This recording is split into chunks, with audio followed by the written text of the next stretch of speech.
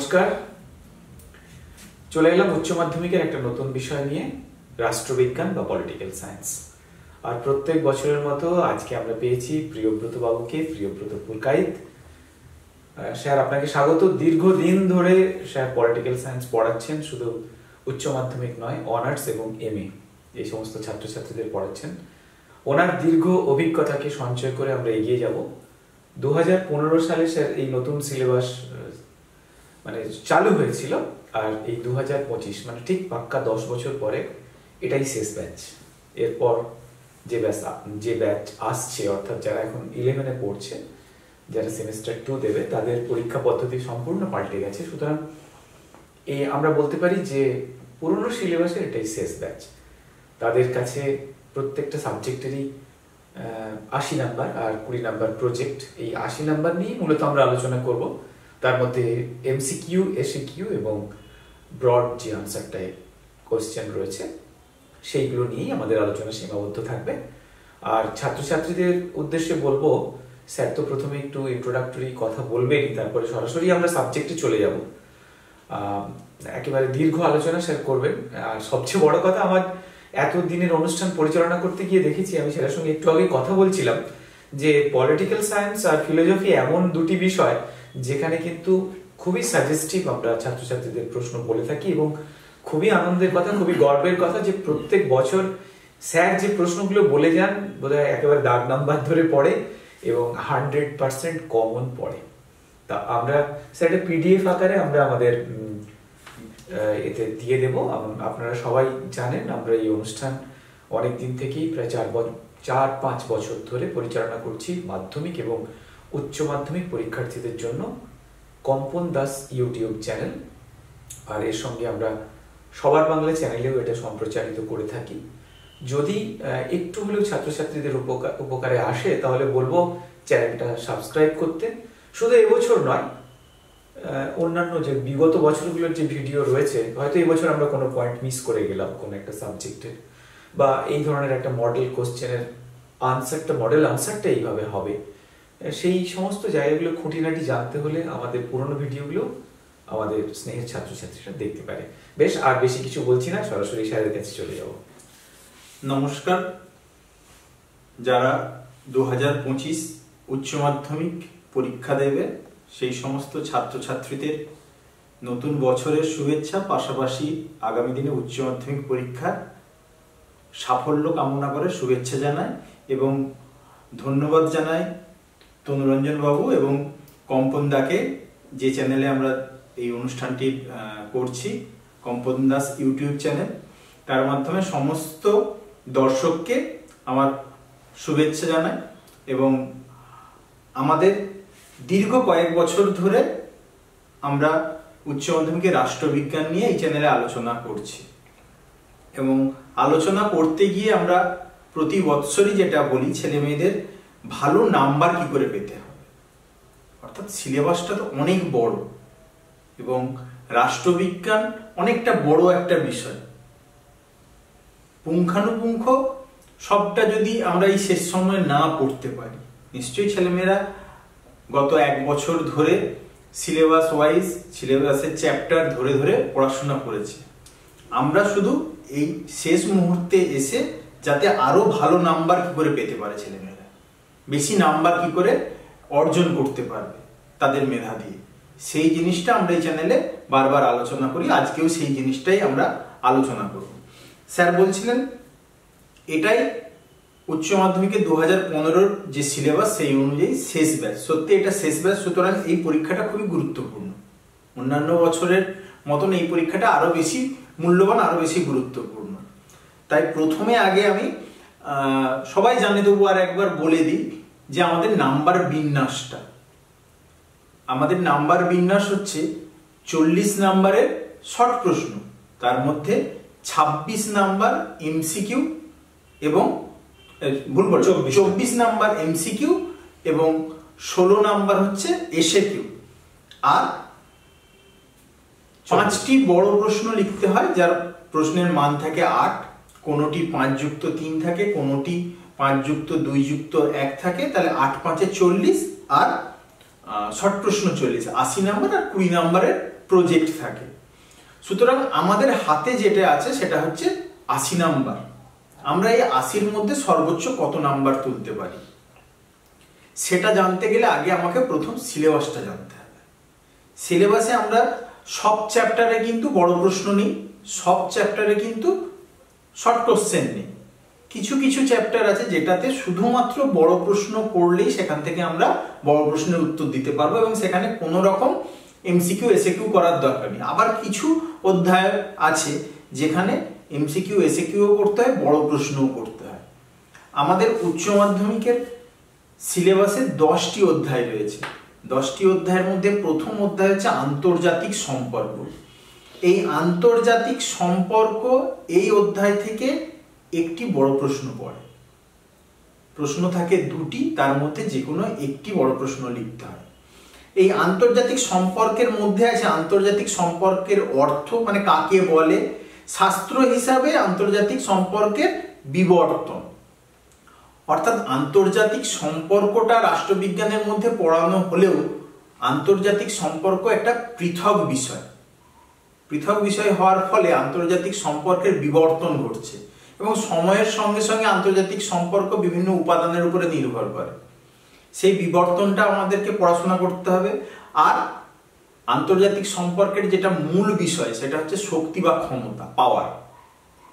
এই ক্ষমতার উপাদান, ক্ষমতার বৈশিষ্ট্য বা ক্ষমতা কাকে বলে, শক্তি কাকে বলে, এই অধ্যায় থেকে দেখতে হবে। পাশাপাশি জাতীয় স্বার্থ। জাতীয় স্বার্থ মানে একটি দেশের স্বার্থ। আমাদের চারপাশে যে সমস্ত দেশ আছে, শুধু চারপাশে কেন, পৃথিবীর যে সমস্ত দেশ আছে তাদের প্রত্যেকের স্বার্থ আলাদা আলাদা। সব দেশের স্বার্থ একরকম নয়। যে দেশের সঙ্গে যে দেশের স্বার্থের মিল থাকবে সেই দেশের সঙ্গে সেই দেশের বৈদেশিক সম্পর্কের উন্নতি ঘটবে। তাহলে এই জাতীয় স্বার্থ কিসের উপরে নির্ভর করে বা জাতীয় স্বার্থের উপাদানগুলি কি কি, জাতীয় স্বার্থ কাকে বলে, এই অধ্যায় থেকে এই প্রশ্নগুলো একটু দেখতে হবে। এর পাশাপাশি আছে এই অধ্যায়ে একটি ভালো অংশ এবং যেটি বর্তমান সময়ের সঙ্গে খুব উপযুক্ত, সেটি হচ্ছে বিশ্বায়ন, গ্লোবালাইজেশন। এই বিশ্বায়ন আজকে তো শুধুমাত্র ইকোনমিক মানে অর্থনৈতিক ক্ষেত্রে নেই, সেটা সংস্কৃতির ক্ষেত্রে আছে, শিক্ষার ক্ষেত্রে আছে, সমস্ত ক্ষেত্রে আছে। তাহলে বিশ্বায়ন কাকে বলে, বিশ্বায়ন কত ধরনের হতে পারে, বিশ্বায়নের উপাদান কি কি আছে, বিশ্বায়নের ফলে আমাদের কি ভালো হয়েছে কি খারাপ হয়েছে, কুফল সুফল, এগুলো ছেলেমেয়েরা যদি একটু দেখে যায় তাহলে প্রথম অধ্যায়ের সমস্ত প্রশ্ন তার জানা থাকবে। দ্বিতীয় অধ্যায়, সেখানে কিন্তু কোনো রকম বড় প্রশ্ন নেই, সেখানে আছে এমসিকিউ এবং এসএকিউ। এবং এমসিকিউ এসএকিউ যেটি আছে সেটি হলো 3 নাম্বারের এমসিকিউ আর 3 নাম্বারের এসএকিউ, অর্থাৎ 6 নাম্বার এই অধ্যায় থেকে। একটা অধ্যায় থেকে 6 নাম্বার মানে অনেকটা। প্রথমটা থেকে যেমন 8, এটা থেকে 6, এটা 6।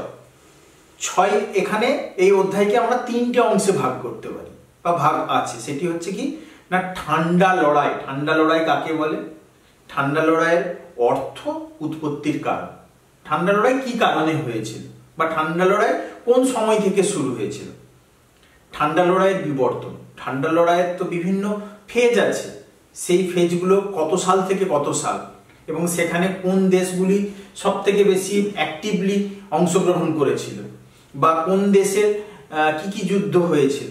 তাহলে এই বিবর্তন অর্থাৎ দ্বিমেরুকতা, এই অংশটা থেকে যদি আমি শর্ট প্রশ্ন এরকম ভাবে করি যে ঠান্ডা যুদ্ধের বিবর্তনের পর্যায়গুলো, ঠান্ডা যুদ্ধের ফলে দ্বিমেরুকতা, দ্বিমেরুকতা কাকে বলে, দ্বিমেরুকতায় কোন দেশগুলি মূল অ্যাক্টর ছিল তার কথা।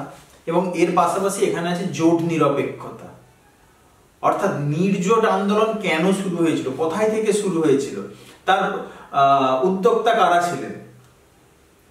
এবং আরেকটি যেটা গুরুত্বপূর্ণ, নির্জোট আন্দোলনের প্রাসঙ্গিকতা। আমরা জানি সোভিয়েত ইউনিয়নের পতনের পরে একচ্ছত্রভাবে গোটা পৃথিবীব্যাপী মার্কিন যুক্তরাষ্ট্রই রাজত্ব করে চলেছে এবং আদৌ কি এখনো সেই রাজত্ব চলছে না বহুমেরুকতার জন্ম হয়েছে, বা যদি না তা না হয় তাহলে নির্জোট আন্দোলনের ভবিষ্যৎ কি। তাহলে এই নির্জোট আন্দোলনের উৎপত্তি, নির্জোট আন্দোলনের কোথায় কবে সম্মেলন হয়েছিল, তার নেতা কারা ছিলেন, তার ব্যর্থতার কারণ কি ইত্যাদি, এই প্রশ্নগুলো যদি আমরা শর্ট প্রশ্ন থেকে একটু হাইলাইট করি তাহলে এখান থেকে আমি সমস্ত উত্তর দিতে পারবো। তৃতীয় অধ্যায় বিদেশ নীতি, অর্থাৎ এই ফরেন পলিসি থেকেও কিন্তু 6 নম্বরের শর্ট প্রশ্ন, 3 নম্বরের এমসিকিউ, 3 নম্বরের এসএকিউ। বিদেশ নীতিতে আমাদেরকে দেখতে হবে বিদেশ নীতির অর্থ কি, বিদেশ নীতি কাকে বলে এবং বিদেশ নীতির রূপগুলো কি কি, ভারতের বিদেশ নীতির বৈশিষ্ট্য এবং ভারত আর সার্ক।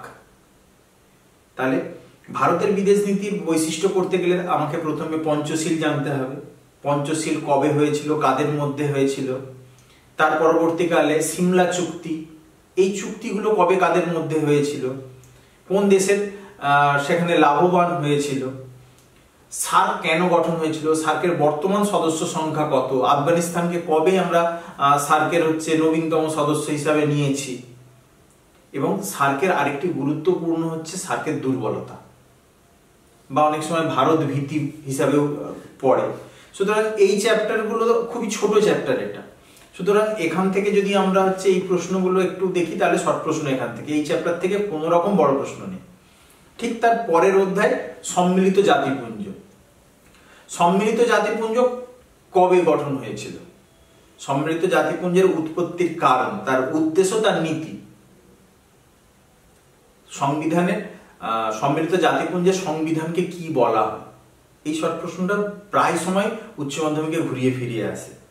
এবং সম্মিলিত জাতিপুঞ্জের অর্থাৎ ইউএন এর মূল সংস্থাগুলি কতগুলি, তার মধ্যে অর্থনৈতিক সামাজিক পরিষদের সদস্য সংখ্যা কত, সাধারণ সভা কতজন সদস্য নিয়ে গঠিত, নিরাপত্তা পরিষদ কতজন সদস্য নিয়ে গঠিত, স্থায়ী সদস্য, অস্থায়ী সদস্য, অস্থায়ী সদস্যরা কিভাবে নির্বাচিত হয়, অছি পরিষদ কি, অছি পরিষদের সংখ্যা, তারপরে আপনার অর্থনৈতিক সামাজিক পরিষদের মধ্যে আমরা ইউনেস্কো, হু, এদের পুরো নাম, এদের কাজ কি, এগুলো যদি আমরা একটু করে যাই, বা কোথায় কোথায় সদর দপ্তর অবস্থিত, এবং আন্তর্জাতিক বিচারালয়ের বিচারপতির সংখ্যা কত, আন্তর্জাতিক বিচারালয়ের সদর দপ্তর কথা আন্তর্জাতিক বিচারালয় কোথায় অবস্থিত, এগুলো যদি আমরা করে যাই তাহলে সম্মিলিত জাতিপুঞ্জ থেকে আমরা মোটামুটি প্রশ্ন। আরেকটি প্রশ্ন যেটা অনেক সময় আসে, সম্মিলিত জাতিপুঞ্জের সেনাবাহিনীর নাম কি, কারণ আমরা জানি যে সম্মিলিত জাতিপুঞ্জের নিজস্ব কোনো সেনাবাহিনী নেই, কিন্তু বিভিন্ন দেশের কাছ থেকে যে সেনাবাহিনী সংগ্রহ করে তারা যে সেনাবাহিনীটা গঠন করে সেই সেনাবাহিনীর নাম কি, এরকম যদি শর্ট প্রশ্নগুলো আমরা একটা খাতায় লিখে রাখতে পারি বা পরীক্ষার আগে যদি আমরা এইগুলো এই মেন শর্ট প্রশ্নগুলো যদি একটু দেখি তাহলে এখান থেকে আমরা পারবো। স্যার এখানে একটু বলার ছিল, ওই ধরুন অনেক ছাত্রছাত্রীদের একটা প্রশ্ন থাকে যে আমি এমসিকিউ আর এসিকিউটা কিভাবে স্যার প্র্যাকটিস করব। আপনি একটা বললেন যে চ্যাপ্টার ওয়াইজ ওরা একটা খাতায় তুলতে পারে, তাছাড়া আমাদের সামনে টেস্ট পেপার একটা সলভ করার একটা রাস্তা রয়েছে, আর বোধহয় ফিলোসফি স্যার যেমন বলছিলেন যে একটা বোর্ড থেকে একটা মডেল কোশ্চেনের একটা সেট দেওয়া হয়েছিল, সেখান থেকেও খুব কমন আসে। এটাও কি আমার পলিটিক্যাল সায়েন্সের ক্ষেত্রেও প্রযোজ্য? পলিটিক্যাল সায়েন্সের ক্ষেত্রেও একই, অর্থাৎ বোর্ড থেকে যে মডেল প্রশ্নগুলো পাঠিয়েছে বা দেয় ওখান থেকেই প্রশ্নগুলো ঘুরিয়ে ফিরিয়ে আসে, ওটা তো আছে। আর যদি কোনো ছাত্রছাত্রী টেস্ট পেপারে 8টা থেকে 10টা স্কুল প্র্যাকটিস করে সলভ করে নিতে পারে নিজের চেষ্টায়, সেখানে করতে গিয়ে প্রথম 2-3টে স্কুলে হয়তো অনেক উত্তর ভুল হবে, কিন্তু তারপর আস্তে আস্তে যখন 4-5টা স্কুল নিজে থেকেই একা করতে পারবে তখন কিন্তু তার কাছে সমস্ত প্রশ্নগুলো কমন এসে যাবে, কারণ ঘুরিয়ে ফিরিয়ে প্রশ্নগুলো মোটামুটি আসে। নিজে নিজে একটা কোশ্চেন ব্যাংক উইথ আনসার তৈরি করে ফেলতে, কারণ হাতে আর বেশি সময় না, যে সময়টুকু আছে এই সময়টুকুর মধ্যে একদম ভালো নাম্বার তোলার জন্য, কারণ এখন পুরো সিলেবাসটা পড়ার মতন আর সময় নেই হাতে, যেটুকু সময় আছে সেটুকুতে ভালো নাম্বার পেতে হবে। আচ্ছা, পরের চ্যাপ্টার 5 নম্বর অধ্যায় হচ্ছে কয়েকটি রাজনৈতিক মতাদর্শ। এই কয়েকটি রাজনৈতিক মতাদর্শতে কিন্তু কোনো রকম শর্ট প্রশ্ন নেই, এখানে 3টে মতাদর্শের কথা বলা আছে, একটা হচ্ছে উদারনীতিবাদ, একটি মার্ক্সবাদ, একটি গান্ধীবাদ। 3টে মতাদর্শ কি, এই 3টে যদি আমরা ভালো করে পড়ি তাহলে এখান থেকে সমস্ত প্রশ্নই আমি পাবো, এবং মতাদর্শের প্রশ্ন প্রতি বছর থাকে, প্রতি বছর হয় গান্ধীজি, নয় মার্কস, নয় উদারনীতি। এবং প্রসঙ্গত গতবারে গান্ধী এবং মার্কস দুটোই পড়ে গেছে। সুতরাং ছেলেমেয়েরা এবারে বুঝতে পারছে যে কোন প্রশ্নটা একটা করলে একটাই পাওয়া যাবে ওখান থেকে। অল্টারনেটিভ প্রশ্ন থাকবে, কিন্তু আমি যদি একটাই উদারনীতিবাদটাকে খুব ভালো করে করি তাহলে উদারনীতিবাদ আমার চোখ বন্ধ করে একদম প্রশ্ন আসছে ওখান থেকে। তাহলে এই চ্যাপ্টারে কিন্তু বেশি খাটার প্রয়োজন নেই। পরের অধ্যায় হচ্ছে সরকারের বিভিন্ন বিভাগ। আমরা জানি সরকারের 3টে বিভাগ, আইন বিভাগ, শাসন বিভাগ, বিচার বিভাগ। এই 3টে বিভাগে পরবর্তী আবার 3টে অধ্যায়ে আলোচনা করা আছে। সুতরাং এই অধ্যায়টা যদি ভালো করে করা যায় তাহলে পরবর্তী 3টে অধ্যায়ের প্রশ্ন আবার অনেকটাই কমন থাকবে। এখানে মেইনলি হচ্ছে ক্ষমতা স্বতন্ত্রীকরণ, অর্থাৎ সেপারেশন অফ পাওয়ার, মন্টেস্কুর ক্ষমতা স্বতন্ত্রীকরণ নীতির পক্ষে বিপক্ষে। মন্টেস্কুর লেখা বই এখান থেকে যেমন বড় প্রশ্নও পড়তে পারে, আবার শর্ট প্রশ্নও পড়তে পারে, অর্থাৎ 6 নম্বরের এমসিকিউ, 2 নম্বরের এসএকিউ অথবা একটি বড় প্রশ্ন পড়তে পারে। সুতরাং এখান থেকে এমসিকিউ, এসএকিউ করতে হবে এবং বড় প্রশ্নও করতে হবে। ক্ষমতা স্বতন্ত্রীকরণ করতে হবে। শাসন বিভাগে রাজনৈতিক অংশ এবং অরাজনৈতিক অংশ, এই দুটো কাকে বলে, এই দুটোর কাজ। আর আইন বিভাগের মধ্যে এক কক্ষ বিশিষ্ট আইনসভা কাকে বলে, তার পক্ষে বিপক্ষে। দ্বিকক্ষ আইনসভা কাকে বলে, তার পক্ষে বিপক্ষে বা সুফল কুফল যেভাবেই আসুক, পক্ষে বিপক্ষে বা সুফল কুফল, অথবা এক পক্ষ এবং দ্বিপক্ষের মধ্যে তুলনামূলক আলোচনা। এই প্রশ্নগুলো যদি করে রাখে কেউ, যদি বড় প্রশ্ন এখান থেকে করে রাখে তাহলে তার শর্ট প্রশ্নে কোনো রকম সমস্যা হবে না। 7 নম্বর চ্যাপ্টারে আছে ভারতের শাসন বিভাগ। এখান থেকেও এমসিকিউ, এসএকিউ এবং বড় প্রশ্ন আসবে। ভারতের শাসন বিভাগের মধ্যে রাষ্ট্রপতি, প্রধানমন্ত্রী, রাজ্যপাল, মুখ্যমন্ত্রী, এই চারটির ক্ষমতা, কার্যাবলী এবং পদমর্যাদা আমরা যদি করে রাখি তাহলে এখান থেকে সমস্ত শর্ট প্রশ্ন, বড় প্রশ্ন। এবং শর্ট প্রশ্নের ক্ষেত্রে আমি বলবো যে শর্ট প্রশ্নের ক্ষেত্রে ছাত্রছাত্রীরা রাষ্ট্রপতির যোগ্যতা, প্রধানমন্ত্রীর যোগ্যতা, প্রধানমন্ত্রী হওয়ার বয়স, রাষ্ট্রপতি হওয়ার বয়স, রাষ্ট্রপতির কার্যকালের মেয়াদ, প্রধানমন্ত্রীর কার্যকালের মেয়াদ, রাষ্ট্রপতির নির্বাচন পদ্ধতি, রাষ্ট্রপতির ভিটো ক্ষমতা, প্রধানমন্ত্রীর কিচেন ক্যাবিনেট, মুখ্যমন্ত্রীর ক্ষমতা, রাজ্যপালের স্বেচ্ছাধীন ক্ষমতা, এই প্রশ্নগুলো যদি আমরা একটুখানি দেখে যাই তাহলে আমাদের শর্ট প্রশ্ন, বড় প্রশ্নের ক্ষেত্রে কোনো রকম সমস্যা হবে না।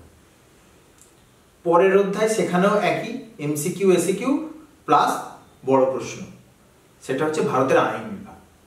ভারতের আইন বিভাগ সংসদ অর্থাৎ পার্লামেন্টের 2টি কক্ষ, অর্থাৎ লোকসভা এবং রাজ্যসভা। এই লোকসভা, রাজ্যসভার গঠন, কার্যাবলী। আরেকটি যদি সংসদের কাজ বলে সেক্ষেত্রে কিন্তু আমাকে লোকসভা এবং রাজ্যসভা দুটো বা দুজনের সাংবিধানিক সম্পর্ক, তাহলে দুটোই। এবং ছেলেমেয়েরা, আমি গত বছরও বলেছিলাম যে ছেলেমেয়েরা বেশিরভাগ ক্ষেত্রে যেটা ভুল করে যে শুধুমাত্র ওই রাজ্যসভা, লোকসভার গঠন, কার্যাবলী দিলাম, কিন্তু পার্লামেন্টের অবিচ্ছেদ্য অঙ্গ হচ্ছে রাষ্ট্রপতি। রাষ্ট্রপতির নামটা যদি আমি উচ্চারণ না করি তাহলে সেক্ষেত্রে কিন্তু নাম্বার কাটা যাবে। কেন্দ্রের ক্ষেত্রে রাষ্ট্রপতি এবং রাজ্য আইনসভা এবং লোকসভা গঠন কার্যাবলী একসঙ্গে। রাজ্যের ক্ষেত্রেও ঠিক, রাজ্যপাল, বিধানসভা এবং বিধান পরিষদ। বিধান পরিষদ মাত্র 6টি রাজ্যে আছে, বাকি সেই নামগুলো উল্লেখ করে দিয়ে বিধানসভার কাজগুলো লিখলেই হবে। এবং সংসদীয় পদ্ধতি, সংসদীয় পদ্ধতির মধ্যে আমরা হচ্ছে বিভিন্ন কমিটি আছে, অর্থাৎ অর্থ কমিটি, পাবলিক অ্যাকাউন্ট কমিটি আছে এবং আরো অনেক যে কমিটিগুলো আছে সেই কমিটিগুলোর গঠন কাজ। এতগুলো এখন করার সময় নেই ছেলে মেয়েদের কাছে। তাহলে কমিটিগুলোর নামগুলো যদি আমরা করে যাই তাহলে শর্ট প্রশ্ন ওখান থেকে আমরা পেয়ে যাব। বা কমিটির চেয়ারম্যান কে থাকে, সভাপতি কে থাকে, সেগুলো করতে পারবো। এবং এর পরের চ্যাপ্টার হচ্ছে ভারতের বিচার বিভাগ, অর্থাৎ 9 নম্বর চ্যাপ্টার। এই বিচার বিভাগ থেকেও এমসিকিউ, এসএকিউ এবং বড় প্রশ্ন আসে।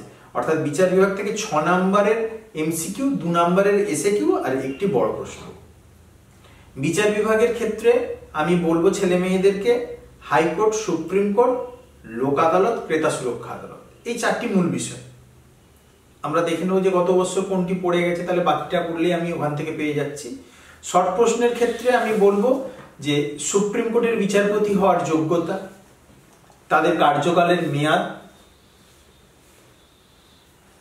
তাদের হচ্ছে ক্ষমতা, সুপ্রিম কোর্টের কটি এলাকা আছে, ক্ষমতা আছে সেগুলি, লেখ জারি করার ক্ষমতা কার আছে, লেখগুলো কি কি আছে, 5টি লেখ উল্লেখ করতে হবে।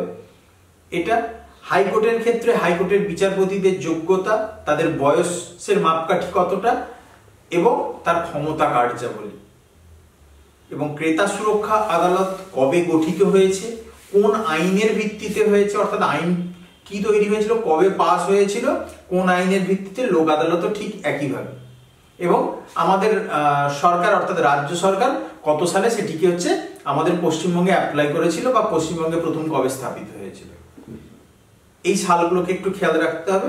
এবং শেষের হচ্ছে স্থানীয় স্বায়ত্তশাসন, অর্থাৎ স্থানীয় স্বায়ত্তশাসনকে আমরা দুটো ভাগে ভাগ করি, একটি হচ্ছে গ্রামীণ স্বায়ত্তশাসন আর শহরের স্বায়ত্তশাসন। গ্রামীণ স্বায়ত্তশাসনকে আমরা 3টে ভাগে ভাগ করছি, একটা হচ্ছে গ্রাম পঞ্চায়েত, পঞ্চায়েত সমিতি, জেলা পরিষদ, আর শহরের পৌরসভা এবং হচ্ছে কর্পোরেশন। দুটো ভাগে ভাগ করছি, কোথায় কোথায় কর্পোরেশন আছে পশ্চিমবঙ্গে তার নামগুলো জানতে হবে, আর কর্পোরেশনের প্রধানকে কি বলা হয় আর পৌরসভার প্রধানকে কি বলা হয়। অর্থাৎ পৌরসভার প্রধানকে আমরা চেয়ারম্যান বলবো আর কর্পোরেশনের প্রধানকে আমরা মেয়র বলবো। তাহলে মেয়র কাকে বলে, সপরিষদ মেয়র কতজনকে নিয়ে গঠিত, কাউন্সিলর কাকে বলে, বোরো কমিটি কাকে বলে, এবং অর্থের উৎস অর্থাৎ পৌরসভাগুলির আর্থিক উৎস, পৌরসভাগুলোর কাজ অর্থাৎ স্বেচ্ছাধীন কাজ, বাধ্যতামূলক কাজ এবং অন্যান্য যে কাজ আছে ইচ্ছাধীন কাজ, এই কাজগুলো কি কি কাজ সেগুলো, অর্থের হচ্ছে উৎস। এখান থেকে তাহলে এই শর্ট প্রশ্ন করলে পৌরসভা থেকে সমস্ত পাওয়া যায়, এবং কলকাতা কর্পোরেশনের ওয়ার্ড সংখ্যা কত, ওয়ার্ড কমিটি কাকে বলে, এগুলো। গ্রাম পঞ্চায়েতের ক্ষেত্রে বলবো যে ছেলেমেয়েরা যেন খাতায় একদম স্পেসিফিক লিখে নেয় যে হচ্ছে গ্রাম পঞ্চায়েতের প্রথম সভা কে আহ্বান করেন, তার সভাপতিত্ব কে করেন, পঞ্চায়েত সমিতির প্রথম সভা কে আহ্বান করেন, তার সভাপতিত্ব কে করেন, জেলা পরিষদের প্রথম সভা কে আহ্বান করেন, সভাপতিত্ব করেন, জেলা পরিষদের প্রশাসনিক প্রধান কে, পঞ্চায়েত সমিতির প্রশাসনিক প্রধান কে, গ্রাম পঞ্চায়েতের কে, এবং 3টেরই আর্থিক উৎস কি, 3টেরই কাজ কি, অর্থাৎ গ্রাম পঞ্চায়েতের কাজ কি, পঞ্চায়েত সমিতির কাজ কি, জেলা পরিষদের কাজ কি। আর একটি গুরুত্বপূর্ণ প্রশ্ন এখানে থাকে, গুরুত্বপূর্ণ প্রশ্ন, সেটা হচ্ছে স্থায়ী কমিটি, অর্থাৎ জেলা পরিষদের স্থায়ী কমিটি এবং পঞ্চায়েত সমিতির স্থায়ী কমিটি কটি এবং তাদের কয়েকটি নাম। এই প্রশ্নগুলো যদি আমরা এই স্থানীয় স্বায়ত্তশাসন থেকে আমরা করতে পারি, তাহলে এখান থেকে যে 6 নম্বরের শর্ট প্রশ্ন থাকে অর্থাৎ MCQ 4 এবং SAQ 2, এই প্রশ্নগুলোর আমরা কিন্তু সহজেই উত্তর করে নিতে পারবো। আমরা যেটা প্রথমেই শুরু করেছিলাম, অর্থাৎ সময় কমে এসেছে, আমাকে স্পেসিফিক একদম বিগত 4-5 বছরে এই ধরনের প্রশ্নগুলোই আমাদের ঘুরিয়ে ফিরিয়ে এসেছে। তাহলে আমাদের এই প্রশ্নগুলো যদি আমরা মাথায় রাখি বা এই ধরনের প্রশ্নগুলো যদি মাথায় রাখি, তাহলে কিন্তু আমরা মোটামুটি 40-এর শর্ট নাম্বার প্রশ্নের মানে শর্ট প্রশ্নের 40 নম্বরে 40টি আমরা পুরোটাই তুলে আসতে পারবো। এবং বড় প্রশ্নের ক্ষেত্রে আমি এর পরে আলোচনা করব, বড় প্রশ্নের ক্ষেত্রে একদম স্পেসিফিক কিছু প্রশ্ন করলে আমরা সমস্ত প্রশ্ন পাবো। সুতরাং উচ্চ মাধ্যমিকে রাষ্ট্রবিজ্ঞান নিয়ে যারা এখনো ভয় পেয়ে আছে যে আমাদের প্রস্তুতি এখনো সেভাবে নেই, তারা যদি আমাদের এই প্রোগ্রামটা ভালো করে লক্ষ্য করে বা প্রশ্নগুলোর ধরনগুলো লক্ষ্য করে, আশা করি তাদের কোনো সমস্যা থাকবে না। একদম স্যার, আমাদের MCQ, SAQ এবং চ্যাপ্টার ওয়াইজ কত ধরনের কি প্রশ্ন পড়তে পারে, MCQ কটা থাকে, SAQ কটা থাকে বা বড় প্রশ্ন কটা থাকে, সেটা দীর্ঘভাবে আলোচনা করেছেন। এখন আমরা চ্যাপ্টার ওয়াইজ স্পেসিফিক যে সাজেস্টিভ যে প্রশ্ন প্রত্যেকবারই স্যার বলেন, আমি অনুরোধ করবো ওনাকে পরপর চ্যাপ্টার ওয়াইজ একটু বলতে। আচ্ছা, ছেলে মেয়েদের হাতে যে কালে এখন একদম সময় কমে এসেছে, পরীক্ষা খুব তাড়াতাড়ি, আমি একদম যে অধ্যায়গুলো থেকে বড় প্রশ্ন পড়ে এবং গত বৎসর যে প্রশ্নগুলো পড়ে গেছে এবং বিগত দিনে যেভাবে ঘুরিয়ে ফিরিয়ে প্রশ্নগুলো আসে সেইভাবেই আমি প্রশ্নগুলো আলোচনা করে দিই যাতে ছেলে মেয়েদের উপকার। আমি প্রথমে বললাম যে আমাদের প্রথম অধ্যায় অর্থাৎ আন্তর্জাতিক সম্পর্ক থেকে একটি বড় প্রশ্ন আসবে। গত বৎসর আন্তর্জাতিক সম্পর্কের বিবর্তন কাকে বলে পড়ে গেছে, সুতরাং ওখান থেকে ক্ষমতা বা শক্তি কাকে বলে, ক্ষমতার উপাদানগুলি কি কি, এই একটি প্রশ্ন, জাতীয় স্বার্থ কাকে বলে? বৈদেশিক নীতি প্রণয়নে জাতীয় স্বার্থের ভূমিকা, অর্থাৎ বিদেশ নীতি রচনার ক্ষেত্রে জাতীয় স্বার্থের ভূমিকা। আরেকটি, বিশ্বায়ন বলতে কি বোঝো? বিশ্বায়নের প্রভাব ও ফলাফল। তাহলে প্রথম অধ্যায় থেকে আমরা যদি 3টে প্রশ্ন করি, তাহলে এখান থেকে আমরা পরীক্ষার হলে 2টো প্রশ্ন অবশ্যই পাবো, এবং দুটোর মধ্যে থেকে একটি ছেলে মেয়েদেরকে লিখতে হবে। 5 নম্বর অধ্যায়ে গতবারে মার্ক্সবাদ এবং গান্ধীবাদ এসে গেছে, আর একটি মাত্র অংশ বাকি আছে, সেটা হচ্ছে উদারনীতিবাদ।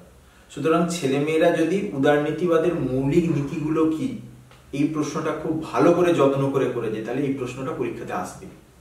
এবার কারো যদি মনে হয় যে আমি এই চ্যাপ্টার থেকে আরো একটু বেশি করতে চাই, তাহলে তাদেরকে বলবো, তাদের উদ্দেশ্যে বলবো, তারা মার্ক্সের দ্বন্দ্বমূলক বস্তুবাদ অথবা গান্ধীর সর্বোদয় ভাবনা, এই 2টো প্রশ্ন দেখে যেতে পারে। কিন্তু যারা একদম হাতে বেশি সময় নিয়ে পড়াশোনা একটু কম করেছে, তাদের জন্য বলবো শুধুমাত্র উদারনীতিবাদটাই যদি ভালো করে যায়, তাহলে একটি প্রশ্নই ওখান থেকে পেয়ে যাবে, আর দ্বিতীয় প্রশ্ন করার প্রয়োজন নেই। মানে পঞ্চম চ্যাপ্টার থেকে একটা প্রশ্ন করলেই যথেষ্ট, একটাই করে যাবে, একটাই পরীক্ষাতে পড়বে। বেশ।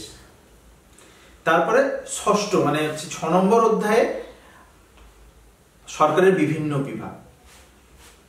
এখানে আমরা প্রশ্ন রেখেছি যে ক্ষমতা স্বতন্ত্রীকরণ কাকে বলে, ক্ষমতা স্বতন্ত্রীকরণের পক্ষে ও বিপক্ষে যুক্তি, অর্থাৎ ক্ষমতা স্বতন্ত্রীকরণ হলে কি কি ভালো হয় এবং ক্ষমতা স্বতন্ত্রীকরণ হলে কি কি খারাপ হতে পারে। অর্থাৎ যদি প্রশ্নটা এইভাবেই পড়ে যে ক্ষমতা স্বতন্ত্রীকরণ কাকে বলে, এই সুফল কুফল, তাহলে পক্ষে বিপক্ষে। বা প্রশ্ন এরকম ভাবেও পড়তে পারে যে ক্ষমতা স্বতন্ত্রীকরণ কাকে বলে, তুমি কি ক্ষমতা স্বতন্ত্রীকরণকে সমর্থন করছো, তোমার উত্তরে সপক্ষে যুক্তি দাও, তাহলে ক্ষমতা স্বতন্ত্রীকরণ নীতি। এবং দ্বিকক্ষ আইনসভা কাকে বলে, তার পক্ষে ও বিপক্ষে। এবং এককক্ষ আইনসভা কাকে বলে, তার পক্ষে বিপক্ষে। তাহলে এই 3টি প্রশ্ন যদি করি, তাহলে এখান থেকে 2টি প্রশ্ন অবশ্যই আসবে। সুতরাং ক্ষমতা স্বতন্ত্রীকরণ ছেলে মেয়েদেরকে বলবো যেন খুব ভালো করে যায়, এবং তার অল্টারনেটিভ হিসাবে এককক্ষ বিশিষ্ট অথবা দ্বিকক্ষ বিশিষ্ট থাকে। তার পরবর্তী অধ্যায়ে 7ম চ্যাপ্টারে, অর্থাৎ ভারতের শাসন বিভাগ, এখানে 4টি মূল অংশ ছিল। আমরা এর আগে বলেছি রাষ্ট্রপতি, প্রধানমন্ত্রী, রাজ্যপাল, মুখ্যমন্ত্রী।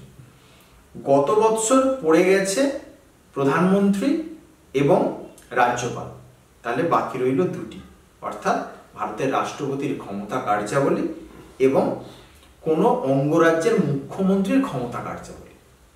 তাহলে মুখ্যমন্ত্রীর ক্ষমতা কার্যাবলী আসছেই, ধরে নিতে পারি আমরা রাষ্ট্রপতির ক্ষমতা কার্যাবলী অথবা রাষ্ট্রপতির জরুরি ক্ষমতা।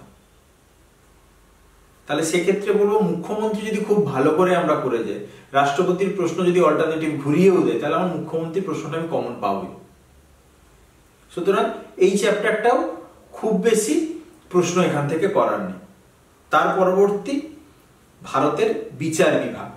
ভারতের বিচার বিভাগ থেকে গতবারে হাইকোর্ট পড়ে গেছে, সুতরাং এবারে সুপ্রিম কোর্টের গঠন কার্যাবলী এবং ক্রেতা সুরক্ষা আদালত, তার কাজ, আর লোক আদালত। লোক আদালত কবে গঠিত হয়, এই তারিখগুলো একটু মনে রাখলে শর্ট প্রশ্ন হয়ে যাবে, বড় প্রশ্ন হয়ে যাবে।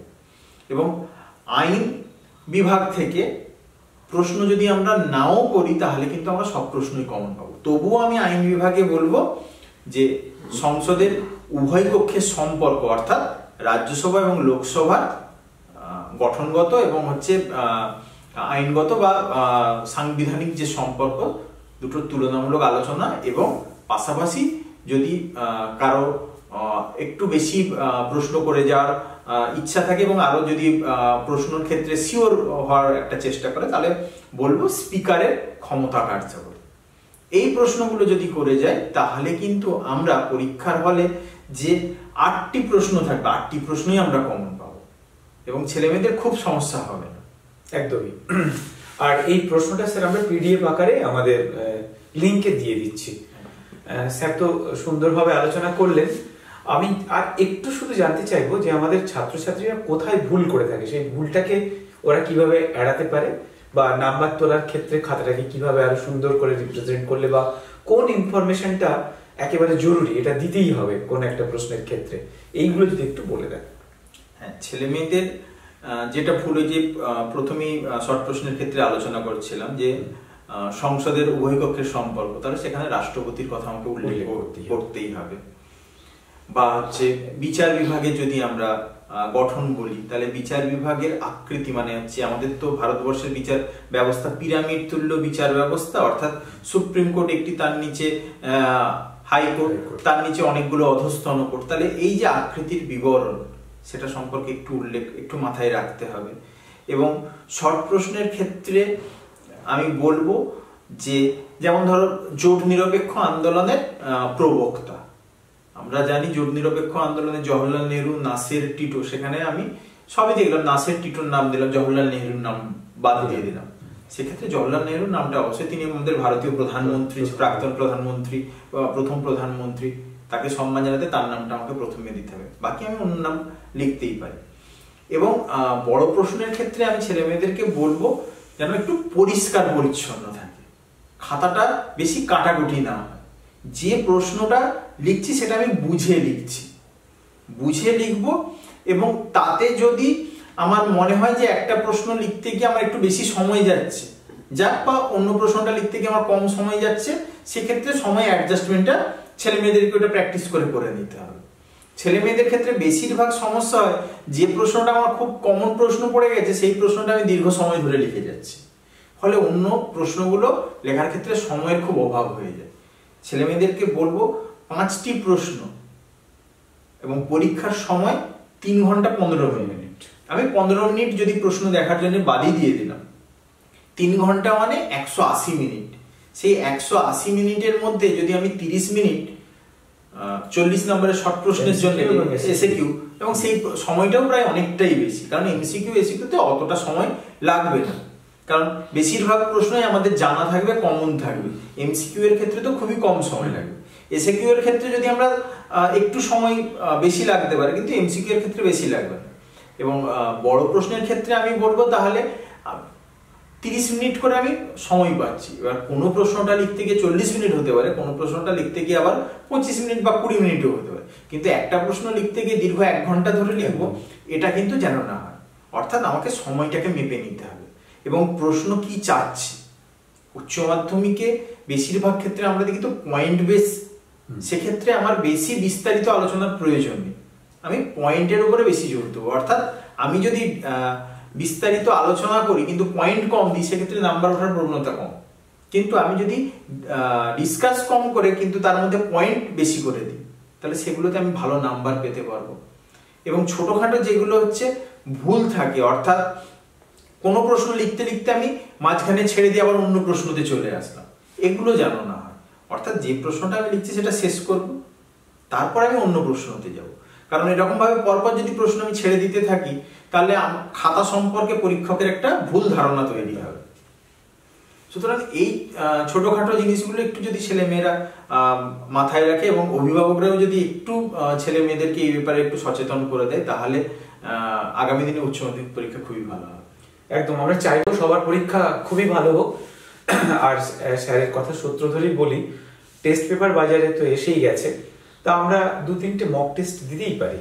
আর খাতাটা আমাদের স্যার বা আমার মানে বন্ধু, তাকে দিয়ে একটু পরীক্ষা করিয়ে নিলাম, সে আমার খাতাটা করলো, আমি তার খাতাটা করলাম, এভাবে ঘড়ি ধরে একটু লেখার অভ্যাস। এবং এই মক টেস্ট 3-4টে স্কুলে দিয়ে দিলেই আমার মনে হয় টাইম ম্যানেজমেন্টও খুব ভালোভাবে হয়ে যাবে। আর আমাদের পক্ষ থেকে সবার জন্য অনেক অনেক শুভেচ্ছা, অভিনন্দন রইল। তোমরা স্যার যেমনটি বললেন সেইভাবে পরীক্ষা দিও। আর সব শেষে বলবো 5 থেকে 10 মিনিট কিন্তু রিভিশনের জন্য রেখো, মানে দাগ নাম্বারটা ঠিকঠাক দেওয়া হলো কিনা, সবগুলো প্রশ্ন আমি টাচ করলাম কিনা। কারণ আমাদের কাছে এই 40 নাম্বারে 40 নাম্বার পেতেই হবে এমসিকিউ এবং এসিকিউতে, যদি আমি ভালো নাম্বার স্কোর করতে চাই। সেখানে একটা প্রশ্ন বাদ দিলে চলবে না, বা 8 নাম্বারের 5টা প্রশ্ন ঠিক লেখা হলো কিনা সেটা দেখে নেব। আচ্ছা স্যার, কোনো কি ছোট প্রশ্ন বেশি লেখার স্কোপ রয়েছে? না, নেই। তাহলে সেখানে কিছু করার নেই। অন্যান্য কিছু কিছু সাবজেক্টে হয়তো বা থাকতে পারে। অনেক স্যার বলেন যে 2টো বেশি লিখে এসো, কারণ 1-2 ভুল গেলে সেখান থেকে তোমার হয়ে যেতে পারে, অথবা প্রশ্ন 1-2 থাকে। আচ্ছা, যদি কোনো ডাউট থাকে সেখানে আমি একটা এক্সট্রা আমি লিখে আসতেই পারি। এই ট্রিক্স গুলো তোমরা আগে থেকেই জেনে গেছো, আমাদের ছাত্রছাত্রীরা আগে থেকেই জানে, অনেক সময়ই তারা স্কুলের স্যার ম্যাডামরা, টিউশনের স্যার ম্যাডামরাও বলে থাকেন। বেশ, তোমাদের পরীক্ষা খুব ভালো হোক। তোমরা আমাদের চ্যানেলটা সাবস্ক্রাইব করো, আর অবশ্যই কিছু ফিডব্যাক দিও, আমাদের অনুষ্ঠান কেমন লাগছে, বা তোমাদের যদি কোনো জিজ্ঞাসা থাকে অবশ্যই আমাদের কমেন্ট বক্সে তোমরা কমেন্ট করো।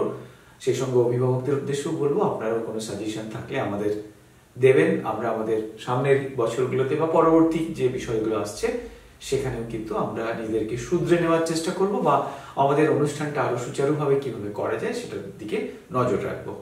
সবার পরীক্ষা খুব ভালো হোক। আমাদের পক্ষ থেকে অনেক অনেক শুভেচ্ছা ও অভিনন্দন। নমস্কার।